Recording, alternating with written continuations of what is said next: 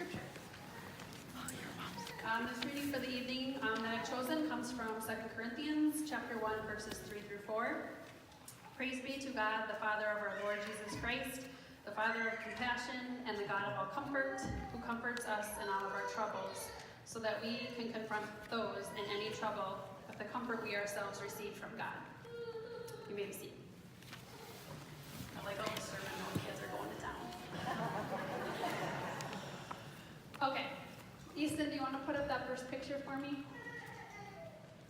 Okay, so this is my Wednesday attire as I come from work every single Wednesday. So some of you may know, some of you may not, but I am a nurse, like Pastor Paul said.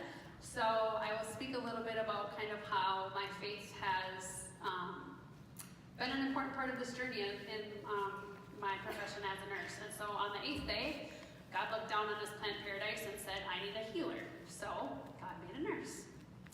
And there's a couple nurses out there too, so we're grateful for all the work that you all do.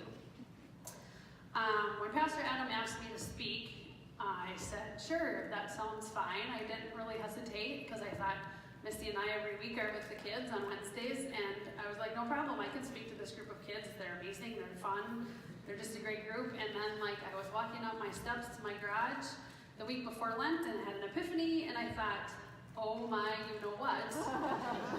I think Pastor Adam means that I'm supposed to do what everybody else every Wednesday before me did and be here in this moment. So I texted him really fast to clarify that, and he's like, oh, I'm sorry if I wasn't clear on that. And I was like, maybe you weren't clear, or maybe I just assumed, but I've learned not to make assumptions, I guess. So why did I choose this scripture about compassion, and how have I become his healer? So I truly believe that it's my gift that I was given and that I choose to practice in my life. And I can live out kind of what I do through Jesus' footsteps as well, whether it's supporting people, encouraging people, or just relying on each other as human individuals. I have a passion to help those in need, comfort those who suffer, provide a foundation or shoulder to cry on, and to be the voice for those who cannot speak, and more. I'm blessed to be a labor and delivery nurse, and I'm so fortunate that this was God's plan for me, and I could not be more grateful. So how did I get here? And what's my story? So my faith journey actually began here in Painesville. I was born and raised, moved away for a short time with my husband Michael, and we had Drew, and then realized we were always coming back here anyway, so I guess maybe it was part of this community that drew us back, and part of that was the church. So here we are. I was baptized here, married and walked this aisle right here, and was confirmed here. And then Easton, if you can show that next picture. I thought I'd throw this in for the confirmation students. There's our group. I don't think Dale and Brenda are here, but Dale and Brenda are in that photo. The weather's probably keeping some people and the kiddos away, but so there we are. I'm not going to point out myself because there's a lot of big hair in there. You can just assume that there's some girls with some big hair. So confirmation students, be grateful you don't have to wear the white robes anymore. Or not be, whatever you'd like. You guys are dressing up pretty snazzy these days. And then obviously one of the requirements is now not the big hair, so you can feel safe about that. So throughout my years here at PLC, I too had mentors, just like this season is the season of Lent, and you guys have mentors. And this wasn't planned, but my mentor is right there. So Pastor Jaime. He was...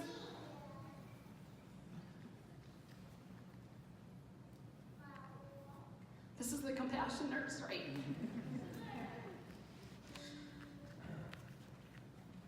So he was instrumental in helping me understand what it meant to pray, how to share the word of the Lord, how to grow in my relationship with God. And he guided me on my own faith journey, helped me realize what kind of life God desired me to live. And he created this environment, much like the pastors today are doing for you guys.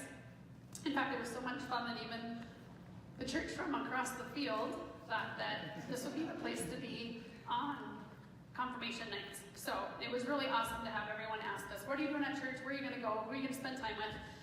We did a lot of things with Jack Hennon. He just kind of opened up his land and let us have at it. So it was a great place to be. And so obviously I came back. So my wish for all of you guys is that you guys all see the value in the pastors, and especially Clayton, who couldn't be here because the weather is terrible, but for you guys to maybe look back on your faith journey someday, reflect on what that meant for you, and then you all can come back and speak during Lent, right? Especially my kiddos, who I'm trying to be brave for and show some sort of, I don't know what I'm doing, but anyway. So when I was little, I attended the pumpkin patch. Who here remembers the pumpkin patch? Oh, yay. Okay, so all of us are probably somewhat products of the pumpkin patch.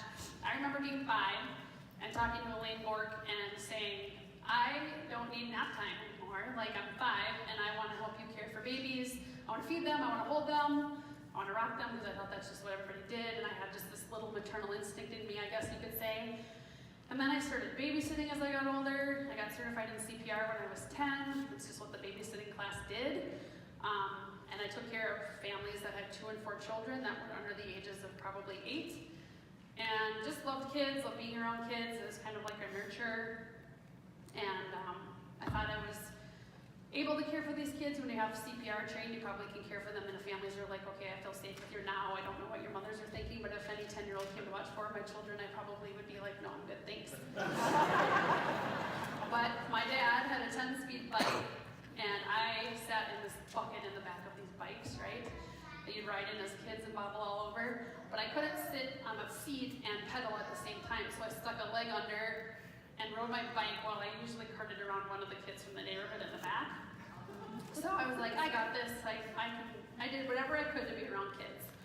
I attended school all 12 years here at Painesville. I enjoyed my science and biology classes very much. However, there wasn't a lot offered for us as far as, college prep courses in those areas. So when we were dissecting frogs with Mr. Augustin, that was amazing. And I was like, bring on the humans. These frogs are too little. Speech class, I taught CPR, and my aunt, Darcy at the time, was on the ambulance crew, so she let me bring in this huge resuscitation Annie, if you remember her. She weighed like 500 pounds. So I taught CPR and then also signed off my classmates on CPR in health class. So I had a little bit of that in me, and kind of wanting to be in the medical profession. And this wasn't planned either, but Burge and Carol Soderberg are here, and it's no offense to you guys, but my math and civics classes really was not going to be my gig, but I tried to pay attention as much as possible. So then, from 1994 to 98, and I promise this isn't going to be a whole life history. I've already heard, please make it short. So I attended Augustana. So this is my sweatshirt, because there's a lot of Gustave something or other that New Lutheran College in Minnesota is about, so very similar. Went there to 4 years, and shout out to Annika Jacoby, who's going to be attending there in the fall. I think that's awesome. And so as a nursing student, I really fought to get the best experience as possible. I was assigned a clinical rotation of seeing a hip replacement, and for anybody that knows me in nursing, I could deal with about absolutely everything, but not bones. I don't like when knuckles crack, when people stand up, if they're in halos or tractions. I turn 50 shades of white. I don't like it. So I was really trying to get out of that experience, because that wasn't something I was going to take away with me. But I got to see it, and then I pushed for more, and I said, I want to get into an open heart surgery. How do I do that? So I pushed my way through my advisor and kind of had to do a couple extra assignments just to be able to watch that surgery, which I did, and it was amazing, but it still wasn't my passion. And then for J-term, I did an ER rotation, and I was like, well, I'll see tons of babies and deliveries coming through here, but just as much as the St. Cloud Hospital is now, the babies aren't really in the emergency room unless they come in and deliver right there. They're shipped right to the unit, because believe it or not, no emergency room doctor or nurse wants to do anything with birth or babies. So it's very quick that they're transferred to our unit. And I also had the opportunity to care for a resident advisor's child. He was about 8 months old and on a ventilator, had feeding tubes, had about 150 seizures a day, and I thought it was just amazing that somebody trusted me in their child's care, and just taught me the basics of medication administration, and just had faith that I could do that. And it was awesome, and I had the greatest time with him, and he did pass away, but we did lots of praying around him and his family, which was awesome. After college, I couldn't find a job, believe it or not. There wasn't a place to work, so I had to choose, either go back to school and get my master's, or apply at a nursing home, which is something that I didn't want to do. It was on the total opposite end of the spectrum of where I wanted to be. So I went with the interview because I wasn't really knowing what I wanted to go to school for after that. Did the interview, got hired on the spot, couldn't handle seeing the elderly people, and I'm sure they're in many good places, but there was a lot of tears and a lot of people just trying to find their way, and it's just, my empathetic myself kind of kicked in, and I couldn't be there and do the work that needed to be done without being fully engaged with the patient. So this one lady was so cute. She was in her wheelchair and she was pulling herself with her legs, and she was holding onto this doll. And for anybody that's visited a nursing home, those ladies truly believe that those dolls are their children and that they actually gave birth to them. And so I sat and talked with her for a little bit and got to know her story, and just the joy that she had on her face was just another kind of theme of compassion on looking back on where I've been.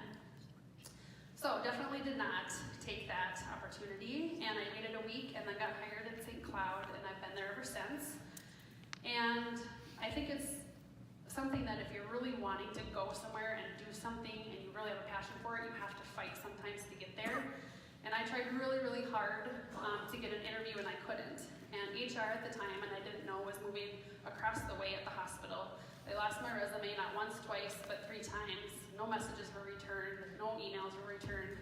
So I just got in my car and drove to St. Cloud, and I walked up onto the 3rd floor where there's family birthing and NICU and peds, and walked to any office I could find that had some sort of a leadership ring to it. And I found the director of peds, and I told her my passion, and I said, "Do you have 15 minutes to listen to my story?" And she said, "Sure." And she hired me on the spot, walked me over to family birthing, introduced me to the director there, and said, "Oh, this is Tiffany, and I just hired her for you." So that's how I got to where I am. So Florence Nightingale, for those of you that don't know, she's a philosopher of modern nursing, or was. She's very much long gone. And she was a social reformer, and she said, "If I could give you information of my life, it would be to show how a woman of very ordinary ability has been led by God in a strange and unaccustomed path to do in his service what he has done in her. And if I could tell you all, you would see how God has done all, and I nothing." So really, I truly believe that it is kind of just my calling, and when people ask what I do and I tell them, they're like, "Oh, that must be the best job," or, "It's so fun, it's so exciting, what a great job." And it is amazing, and it's very rewarding, but it's very difficult at times and very challenging. And that is where my faith is challenged. So at times I've questioned what God has in store for some of our staff and our families that we serve. Times that have made me wonder, is there really a God? And if so, why is he letting this happen? That's not for me to question, though, but more about me understanding that this is his plan, and I'm here to help them through whatever suffering that they may be experiencing. So I've come to realize that God does have a plan for these families and our staff who are suffering, and trying to make sense of it all. If I continue to question why, how will I be able to move myself to understand? I was put here to not pass judgment or bias, but to be present and to meet my patients and peers right where they are, and to help the best way that I know how, which is through compassion. So, Easton, can you just show that? There's a little video, just to engage the techies in the group, and to wake up the kids. And on the 8th day, God looked down on his planned paradise and said, "I need a caretaker."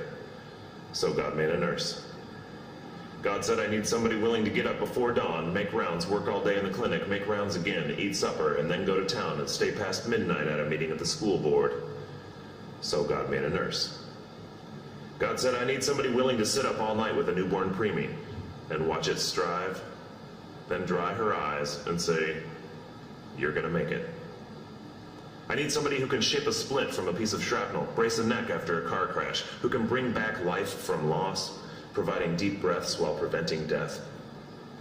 And through implanting time and influenza season, we'll finish her 40-hour week by Tuesday noon, then Payne from Gurney back, put in another 72 hours. So God made a nurse.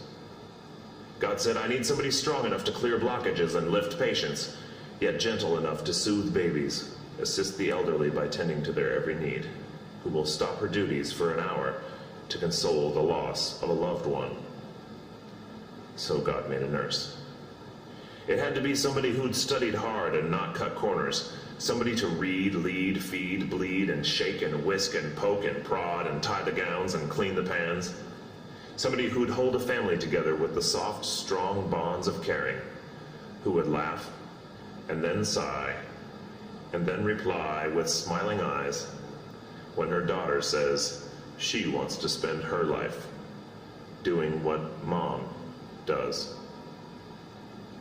So God made a nurse. Disclaimer, I don't have anything to do with those people. That ad. Nor was it promising my daughter's going to be a nurse, but I asked her if I could could share that because most of the message was the first 90%. So if you do finally someday be a nurse, I'd be very proud, and I would love for you to do that. So how has compassion showed up in many ways in my life and the job that I do? I'll read you a couple examples of, these are situations where I myself have been in, whether it's been in the last week or the last 18 years of my labor and delivery experience, or 21 years as a full nurse. Compassion for others is not judging sex, race, religion. It's recognizing when someone has tried for years to have a child and it wasn't easy, but when the birth finally arrives, you cry tears of happiness right along with them. Compassion is recognizing subtle signs that a patient might be the survivor of intimate partner violence or a survivor of sex trafficking. Compassion is noting when a coworker struggles each day to come to work because she herself cannot create this new life that she is longing for, but yet determined to experience the new life and celebrate along with a complete stranger. It's noting a small tear and inquiring to learn more. It's noting when another nurse or staff member is struggling and to help them recognize the greatness within themselves. It's celebrating the birth of a baby while respecting and honoring the twin who is yet to be delivered that was taken far too soon. It's sitting alongside a family who prays for a safe and healthy delivery. It's embracing a family who delivered their baby at 26 weeks and now will spend their first months as a family in the NICU. Compassion is being that support person for the single mother who escaped an abusive relationship, fled her country to seek a better life for herself and her unborn baby. It's sitting alongside a woman in our lounge, holding her hand and creating a trusting bond so that she can tell me that she cannot go to the ER for the miscarriage she is having because she does not have an ID and is here illegally. Compassion, excuse me while I read, by the way, I didn't memorize all this. Compassion is not passing judgment, not having bias, but being kind, forgiving, and trustworthy. Compassion is supporting a mother who is spending the last moments with her baby before it's removed from the county due to her substance abuse addiction, helping her believe that she is so much more than just that addicted mother and that we're here to help. Compassion is supporting the surrogate who put another's wants and desires before her own and helping her transition back into the life she led before creating a family for someone else. It's holding the hands and hugging one another on the top level of the parking ramp at work, releasing balloons to honor the life of a coworker's child that was taken too soon due to SIDS, providing support to that nurse who returns to work as she's needing to educate new parents on safe sleep practices. Compassion is noting that the partner is left all alone in a patient's room while the mother and unborn child are whisked away by our team in order to save their life. My hand are the hands that hold and pray together with families who do not know how much time they'll have to spend with their new love before he or she passes due to a genetic or congenital abnormality. Compassion is when you realize there is time to pause with the tasks at hand and to participate in a blessing and receive and the receiving of the bread and wine. St. Cloud Hospital is a Catholic institution. There's lots of communion all the time. Sometimes I have it 3 times a day. It's providing support to a worried patient who can feel and see each contraction on the monitor, knowing that their baby is going to enter this world far too soon, and it's weighing heavy on their hearts. Compassion is sitting with a mother who's on bed rest and living at the hospital each and every day while her family tries to keep schedules and move on without her presence at home. It's also the celebrating the beauty of life when families have been given the gift of an extra or missing chromosome. Compassion is sitting in silence and just being present when I cannot find a heartbeat. I don't even need to say a word because they already know. Offering an embrace and sharing tears and just being present.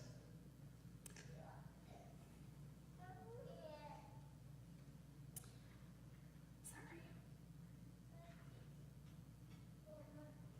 I really do love what I do. Compassion is assisting a mother hold her child while the father gives the first and last bath to his only son. And it's also supporting a new nurse on her journey, which is what Dana is doing, and to let her know that it's okay to be scared and it's okay to have questions. Compassion can be role modeled. Compassion can come through when you least expect it. It's showing love without words and a smile and a gentle touch. So I am the eyes and ears for the providers. I'm the advocate. I'm the person who'll pray with you. I'll be there with you when you baptize your new angel, who on earth was only here for a short time. I'll be there for you when you are discouraged and exhausted. I'll give you strength. I will support you and your family through the beautiful journey. So through all this, I am so much more than just a labor and delivery nurse. I don't just sit and rock babies. However, I'm going to go back when I retire and volunteer because that's exactly what our volunteers do. And I'm going to watch everybody else run around and be very, very busy. So how do I live out this mission? And now that I'm put here on this earth to do this, just besides what I do in my daily work, I continue to show compassion to my children, and they too have, I think, been given this gift, and this is kind of where they get to be embarrassed. But Easton, if you can show that picture of Drew and I in Haiti. So this is Stacy, the girl we sponsored in Haiti, and it was just amazing to see our youth. You should be so proud of what they did in Haiti. It was amazing, and there was compassion every day, every minute of every hour, and it was just truly, truly an awesome experience. And then I got permission from Kylie to share this next photo. One day, is there one more? Yeah. So one day I got out to my car, this was last year, and she said, "Have a good day tomorrow, love you long time. Make someone smile and try to give out 5 compliments to people that you don't know." And I thought, wow, she is listening. So that made me kind of like a proud mom moment. So it can be taught, but it does have to be practiced, and it does make a difference for other people. So my wish for all of you is, may you find your purpose, may you seek God's wisdom and find what it is you have been blessed to do. May you continue to build a bond with the Lord, and may you reach outside your comfort zone, like this. Show a little compassion towards others, and if you struggle with finding that purpose, be patient, pray, and know He has a plan for you, even if it might not be obvious or you have doubts. There's purpose for your life, and when you recognize what it is that you've been blessed with, it's so very rewarding, and it will bring you very much joy. Compassion is not a virtue, it's a commitment. It is not something we have or don't have. It is something that we choose to practice. So also as a final kind of summary from Florence Nightingale, as she summarized Luke chapter 1, verse 38, "It is such a blessing to have been called. However, unworthy I am to be the handmaid of the Lord."